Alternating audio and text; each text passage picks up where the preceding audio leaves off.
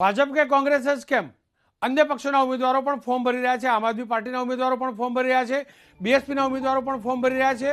વડોદરાની અંદર બીએસપીના ઉમેદવાર વોર્ડ નંબર 4ના ઉમેદવાર દિલીપસિંહે ફોર્મ ભર્યું અને તેઓની સાથે વાત કરી એબીપી અસ્મિતા સંવાદદાતા લોરેન્સ પરમારે.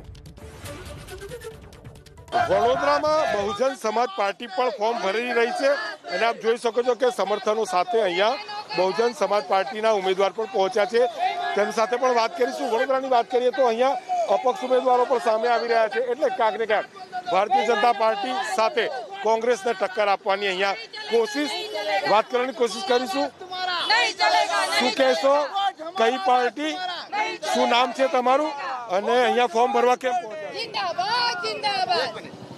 મારું નામ દિલીપસિંહ વાલજીભાઈ કટારિયા અને election ward number 4માંથી Bahujan Samaj પાર્ટીનો ઉમેદવાર છું અને આજે હું અહીંયા ફોર્મ ભરવા માટે આવી રહ્યો છું.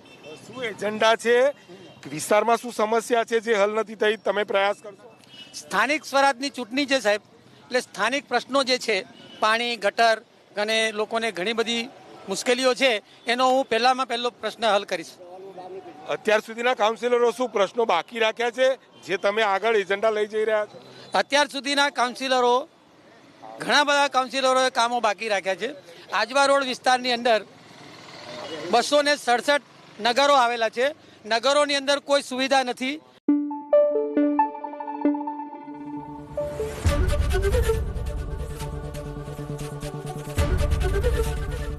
એબીપી અસ્મિતા, ગુજરાતની અસ્મિતા.